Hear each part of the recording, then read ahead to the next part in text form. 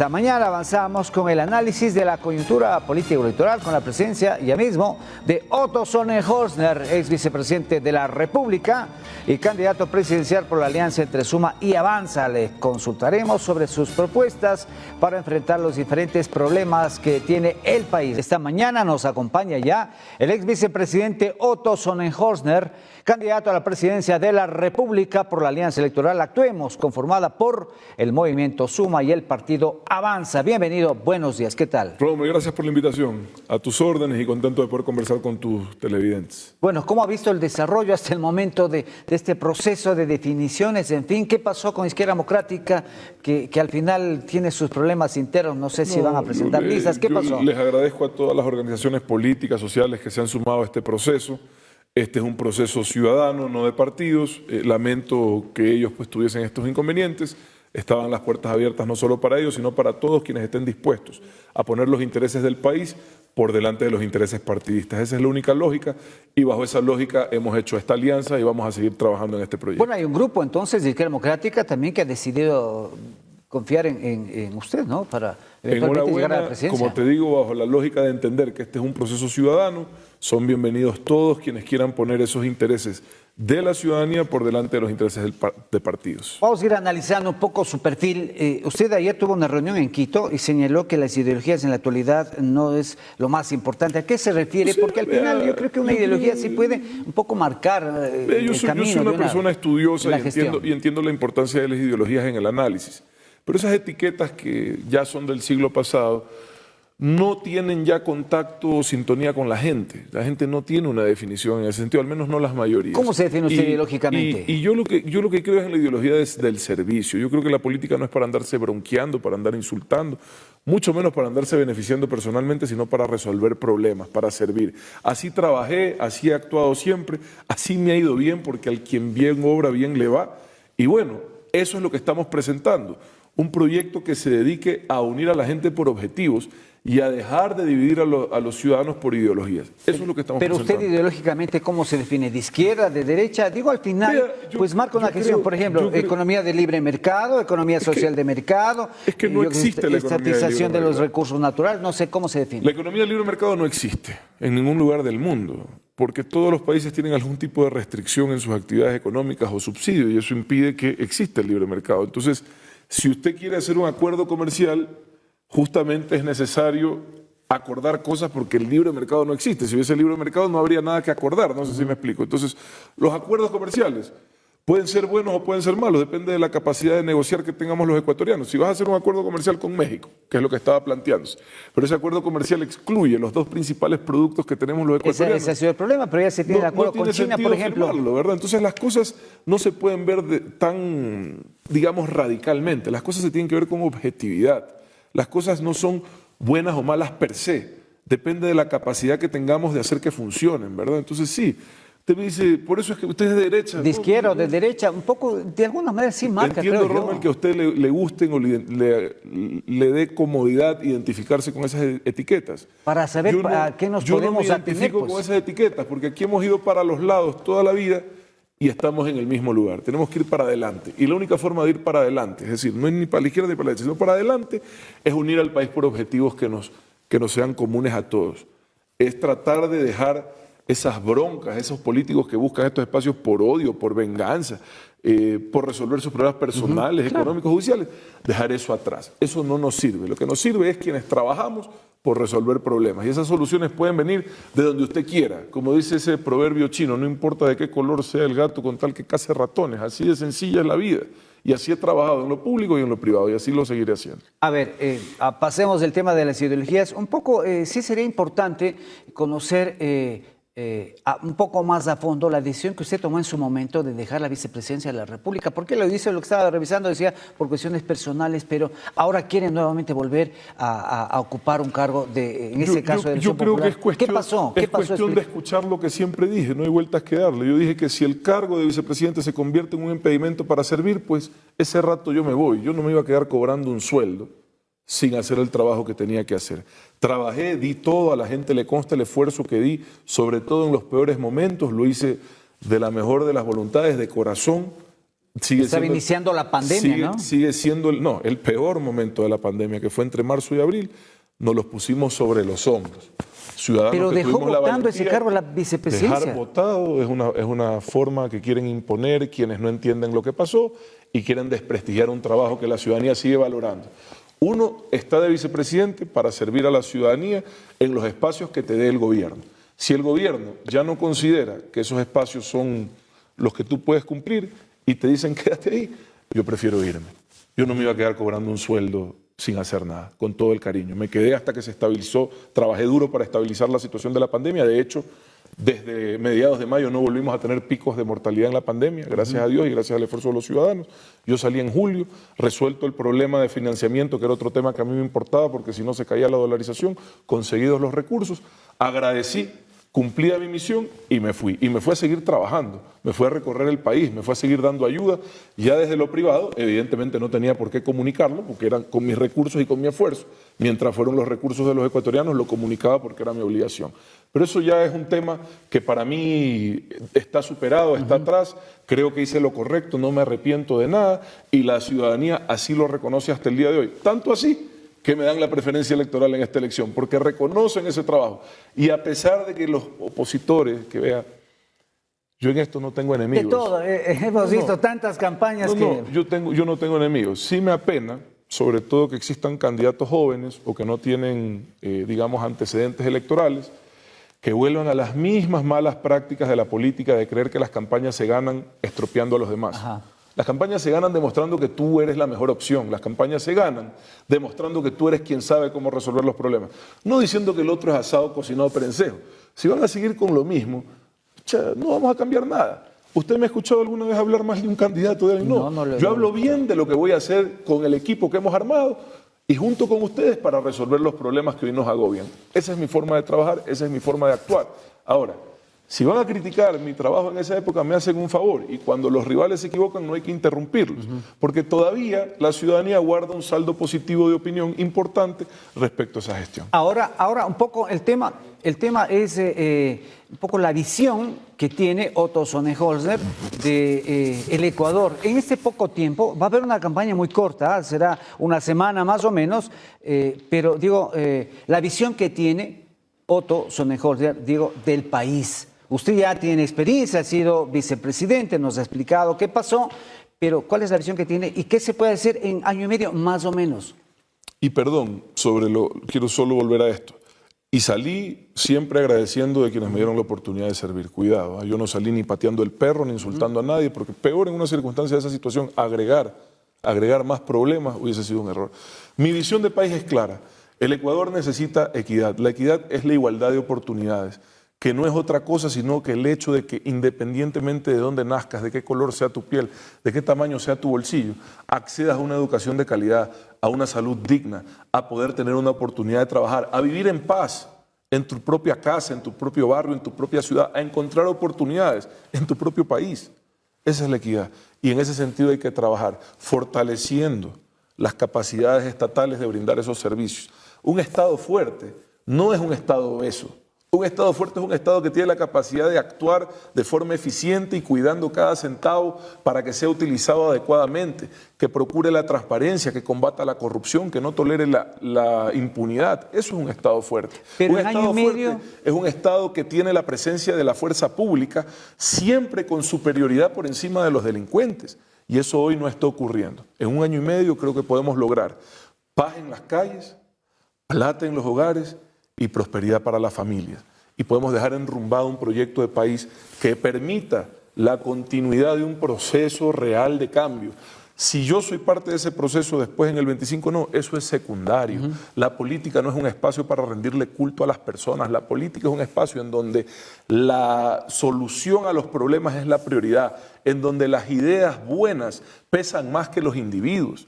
La política es ese espacio para sacrificar con esfuerzo y obtener resultados positivos. A ver, el tiempo va a ser corto. En ese sentido, en el equipo que estamos conformando y la gente que se sumará en el camino, habrán personas que podrán darle continuidad a un proyecto, no a la imagen de un individuo, sino a un proyecto de país. Correcto. Decíamos que es poco tiempo, un año y medio, para ejercer una gestión. Mire usted, 4 años a veces resulta también Sin duda. Poco tiempo, y cambiar un pero año país. y medio, los temas más importantes. A ver, Seguridad, reactivación económica e inversión social. Correcto. A ver, Sin duda. la pregunta mágica es cómo. ¿Cómo Vamos. garantizar esa seguridad de que la gente pueda salir, y yo digo siempre, a chuparse un helado tranquilamente con su familia, con sus hijos? ¿Cómo darle esa seguridad? ¿Cómo luchar contra el crimen organizado? Hoy el crimen organizado opera desde las cárceles. Esos centros penitenciarios, mentira que ahí se cumplan penas, ahí se opera el delito. ¿Por qué ocurre eso? Porque en vez de estar separados los prisioneros, según su peligrosidad y el tipo de delitos que han cometido, están es más bien unidos en función de a qué pandilla pertenecen. Esa es la realidad de los centros penitenciarios del Ecuador. Lo que estamos proponiendo es 3 centros penitenciarios de máxima seguridad, en donde separemos a los delincuentes más peligrosos que tiene el país, los que nos están teniendo con miedo en nuestras casas, y tenerlos en un régimen real de máxima seguridad, en donde tengan limitadas sus comunicaciones, sus actividades, donde esté controlado qué hacen, ¿verdad? Para poder recuperar la paz en las calles. En las mismas cárceles existentes hay que invertir en tecnología para evitar la discrecionalidad de los funcionarios penitenciarios. Escáneres que funcionen, inhibidores de señal que funcionen, el tema de cámaras biométricas que estén actualizadas, modernas, control de apertura y cierre de puertas electrónico, automático, control de las cárceles. Había un proyecto desde el 2019, $50 millones financiado por el BID. Hoy quizás será el doble, pero la plata está ahí, ha faltado la capacidad de El tema es que ejecución. mire usted lo que pasa en el sector público, que para comprar unas balas o para comprar los chalecos se demora, son procesos larguísimos. Pero yo digo, porque en año y ponen a medio gente no. que no tiene idea cómo funciona el Estado. Aquí no hay tiempo que perder, aquí no hay tiempo para llegar a preguntar. Aquí el equipo que hemos unido llega a hacer lo que hay que hacer y evidentemente que hay una emergencia en el sector penitenciario. Y la han declarado 3 veces y no terminan de hacer quizás muchas de las cosas que aquí estamos diciendo. Si al final ideas Ya se podrían haber hecho. Si al final ideas no han faltado, lo que ha faltado es capacidad de gestión, de ejecución. A ver, avancemos con los temas que nos queda poco tiempo. Seguridad en las, el control de las cárceles, segundo. Hay que desarmar a los delincuentes y armar adecuadamente a los policías y a la fuerza pública en general. El control de armas ya es una competencia de las Fuerzas Armadas. Hay que fortalecer la inteligencia, invertir más en inteligencia para dar golpes estratégicos específicos que nos permitan detectar por dónde entran las armas, dónde las guardan, quién las provee y desarmar a los delincuentes, armar, equipar y entrenar adecuadamente a la fuerza pública ante esta nueva circunstancia. Tercero, los funcionarios judiciales, tanto jueces como fiscales, que están en muchos casos con honestidad, jugándose la vida. Ya, hay los deshonestos, pero también hay los honestos que se están jugando la vida. A ellos tenemos que garantizarles su seguridad. Si el Estado no está en capacidad de brindarles, garantizarles su seguridad en territorio nacional, vamos a proponer que estos funcionarios puedan operar desde el extranjero de forma telemática en países que sí puedan, en acuerdo con el Ecuador, garantizar su seguridad y la de su familia y que puedan despachar sin temor a perder la vida. Luego, eso respecto a paz en las calles. Pero no es muy ambicioso el tema. Digo, hay que pensar, es año y medio nada más. Perdónenme un ratito, eso es una reforma legal que si es que los legisladores creen que van a seguir siendo obstáculo de la prosperidad de los ecuatorianos, lo llevaremos inmediatamente a consulta popular. Pregúntenle a los ecuatorianos qué piensan de esto y a ver cómo vamos a barrer, porque los ecuatorianos lo que quieren es que las cosas funcionen para poder tener nuevamente paz. ¿Más policías en las calles? Vea, hay un proceso hay una media internacional de 2.5 policías que creo que en el Ecuador estamos cerca de cumplirlo. Lo que está fallando en el Ecuador es los turnos. Entonces, para completar los turnos se necesita un número mayor de policías que hay que poderlo aumentar. Pero si vamos a hacerlo de forma irresponsable, con entrenamientos de 3, de 4 meses, estamos cometiendo un error y generando un riesgo. Cuidado con eso. Es decir, apurarnos no va a hacer que las cosas estén mejor. Tenemos que hacerlo bien. Si se necesitan más policías, tienen que ser policías adecuadamente entrenados, seleccionados y preparados. Nos quedan 5 o 6 minutos más o menos. A ver, en el tema económico, ¿cómo recuperar la economía de la gente que tenga plata para comprar? Plata en los hogares. ¿Cómo? Aumentando la inversión pública de forma responsable. Yo sé que los recursos no abundan, yo sé que no sobran, pero sí hay espacio para implementar. Además, no hay tiempo para hacer nuevas grandes obras, porque nos vamos a perder 1 año y medio diseñándolas, ¿verdad? No significa que no hay que pensarlas y que no hay que planificarlas, pero la ejecución inmediata tiene que verse en el proyecto que tenemos de recuperación de la infraestructura pública, un plan nacional de recuperación de las carreteras, un plan nacional de recuperación de la infraestructura de servicios públicos, sanitaria, educativa, registros civiles, UPCs, en donde vamos a contratar decenas de miles de ecuatorianos, pintores, carpinteros, albañiles que hoy están desempleados. Generar mano de obra. Y con esa inversión, cada dólar que tú inviertes en infraestructura se traduce en $1,5 de crecimiento económico. Si la economía no crece, no vamos a generar empleo, no vamos a generar oportunidades. El Ecuador recién, a diferencia de nuestros vecinos, que ya han duplicado el impacto económico que tuvieron en la pandemia, el Ecuador recién está igualando al año 2019. Es decir, tenemos más población con la misma economía del 2019. Evidentemente que la estamos pasando mal. Entonces, la única forma es entender que la estabilidad fiscal que es necesaria no es un fin, es un medio para generar bienestar, es un medio para que la ciudadanía encuentre más oportunidades de forma responsable. A ver, hablemos de un tema que también va a ser gravísimo en el país. Aparentemente, si viene el fenómeno del Niño. Mire usted lo que pasó en Esmeraldas, 12 horas de lluvia y cómo quedó Esmeraldas. ¿Qué va a pasar cuando llegue el fenómeno del Niño? Habrá que estar prevenidos, Mire, habrá que hacer inversión en obras de infraestructura con gobiernos autónomos. Esto tiene 3 etapas. 2 de esas 3 etapas recaen en la responsabilidad de este gobierno. Y ahí se hago un llamado. Este gobierno tiene que estar en este momento haciendo las inversiones de no menos de $300 millones en limpieza de canales, infraestructura de drenaje y mantenimiento de infraestructura de contención invernal, ¿ya? Represas, etcétera. Tienen que estar haciéndolo hoy, porque en noviembre entra el nuevo gobierno. Va a entrar con el agua aquí. Pues. Claro. ¿Qué sentido tiene que yo le diga qué voy a hacer en noviembre si ya estamos con el agua aquí? Al próximo gobierno, a este gobierno le corresponden 2 de las 3 fases. La de prevención, la fase humanitaria, que es la más importante, porque aquí hay que salvar vidas. ¿Ya? La economía la podemos recuperar, las vidas no. Aquí hay que salvar vidas. La fase humanitaria comprende en identificar las zonas de riesgo que ya son claras en el país y tener los espacios de evacuación y vivienda para esas personas en el tiempo que perdure la emergencia y alimentación. Eso le corresponde a este gobierno, tienen que estarlo haciendo ya.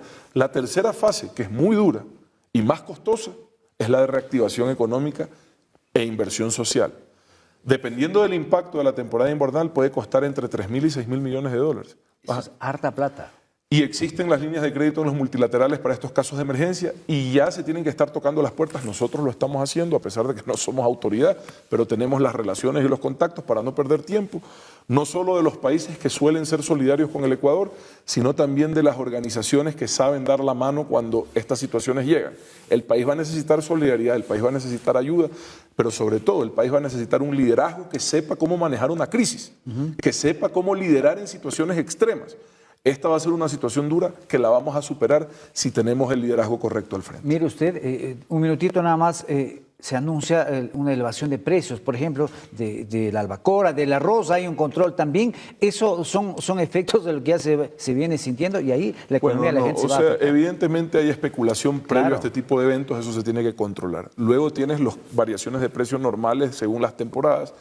Y el Niño va a crear más que un problema de precios, va a crear una crisis humanitaria muy dramática y una crisis económica muy grave, porque el 80% o más de las exportaciones no petroleras de nuestro país van a estar en riesgo de destruirse totalmente.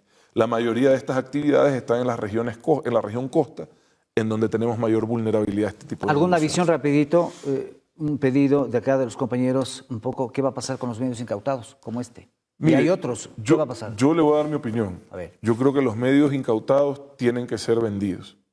El Estado no tiene para, y de hecho lo ha demostrado ya en estos años, tomaron empresas, y no solo los medios, sino empresas en general, tomaron empresas prósperas de este país y las destruyeron.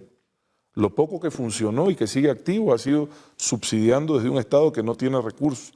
No es justo que la gente de Gama y de otros medios sufran lo que están sufriendo. Pero eso es parte de la irresponsabilidad que ha habido en la dificultad de poner esto a la venta a capital privado. Ahora, hay limitaciones en la ley porque ningún empresario puede ser dueño de medios nacionales. Entonces eso restringe la posibilidad de vender Gama. Pero este canal no puede seguir ya 10 años incautado, sin un norte, sin una claridad, sin una administración seria, sin resultados comerciales. El Estado no tiene para mantener permanentemente todo tipo de empresas. El Estado tiene prioridades que se deben de cumplir. O pueden convertirse en medios públicos de verdad o en medios universitarios, que son 2 alternativas, con recursos. Porque tener a la familia sufriendo lo que sufren las familias de estos medios no es justo. Y eso necesita una solución. Muy amable, muchísimas gracias. Ha sido Otto Sonnenholzner, candidato a la presidencia de la República, que está con nosotros pues analizando un poco la perspectiva si gana la presidencia. Muchas gracias, Otto. Éxitos. Gracias. 8 en punto de la mañana, nos despedimos. Gracias por habernos sintonizado. Recuerde, 19 horas en punto, Gama Noticias Estelar con toda la información del día. Saludos, Ecuador.